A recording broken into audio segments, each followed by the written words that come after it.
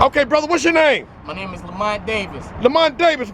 Tell me a little bit about your life, man. What you been through? I was born in 1973 at Wilmington General Hospital to Denise Davis and Dwayne Boyer, aka Mandingo. I was raised right here on the west side of Wilmington, 19805. Throughout my life, I took a lot of wrong turns. I'm 42 years old now, just putting my life together. I gave the state of Delaware over 17 years of my life because I made a lot of wrong choices. I fell into peer pressure. I became addicted to drugs, and that took me on a roller coaster for over 20 years of my life. Today I'm clean. Today I work. I don't violate anybody. I respect people. These streets will always be here, but we won't. We gotta remember what legacy we leaving. Don't die for this block. No block, no street. Cause that street ain't coming to see you when you're in the penitentiary and you by yourself and that door click, boom, you in there.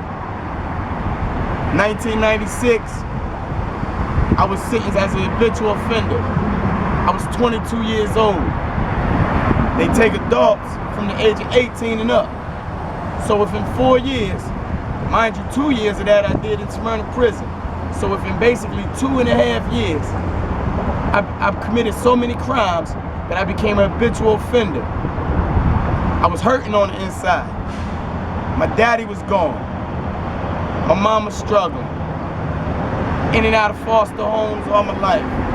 In and out of jails, youth reform schools, programs. I couldn't get it right. I didn't want to get right. I thought, you know what I mean, living on the west side and being from the west side was the greatest thing since sliced pie.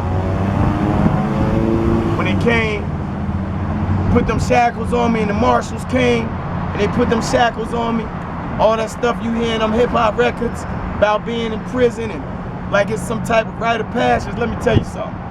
When that door's shut, and you by yourself,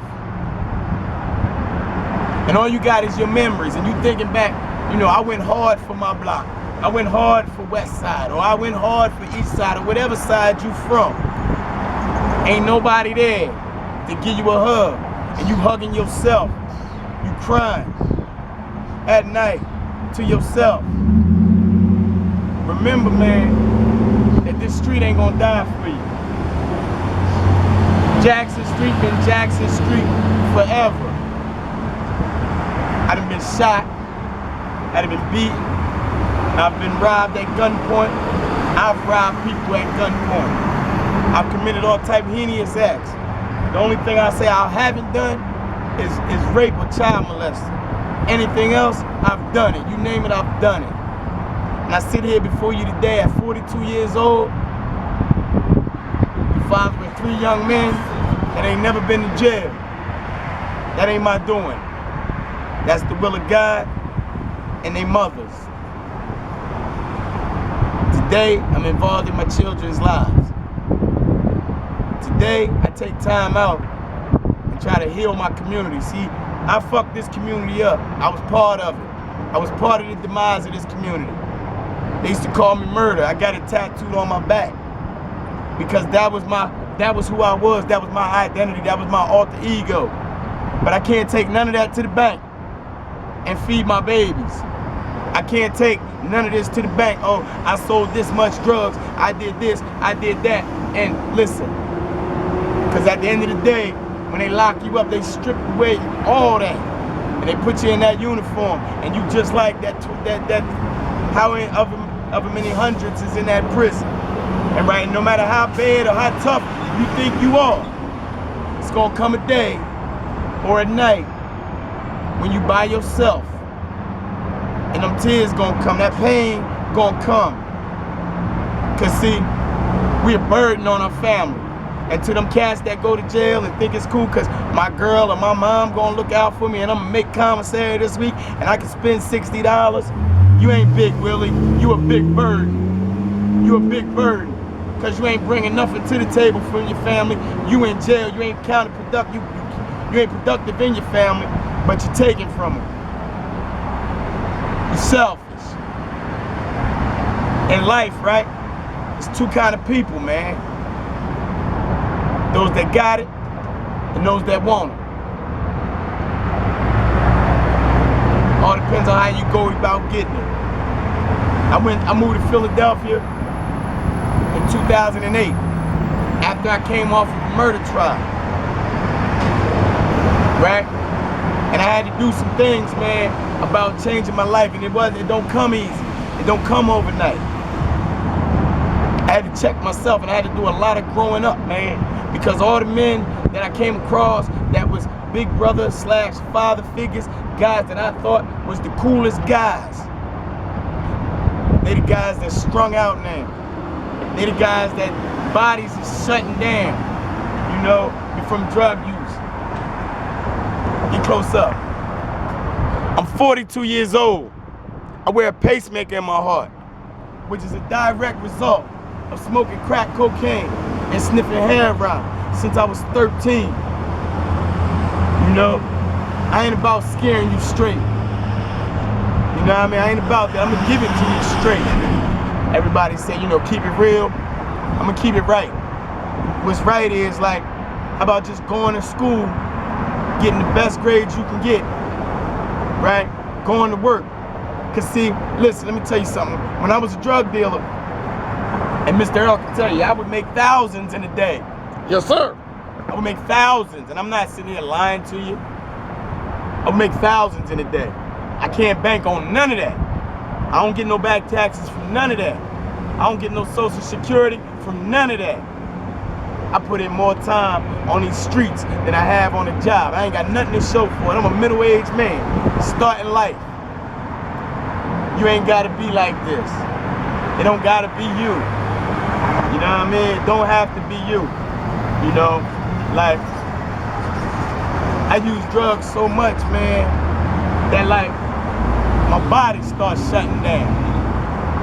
You know, like I said, I got to Philadelphia in 08, and I found me in a situation where I was in a cell.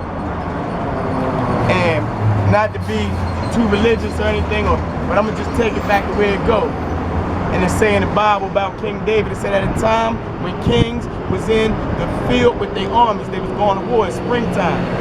It said David stayed back. And because he stayed back, he seen Bathsheba. And because he did that, he fornicated and adulterated. And that whole scripture was about just staying in position. If you stay in position, everything that God got for you gonna come to you. You can't force it. Right? And listen, that stuff they're telling you in that rap music, man, and in these videos, they are entertainers. That shit's not real. If them cats would be killing them cats like that, if Rick Ross was really selling all them keys, he'd be in federal prison, which I just came from. It's not real.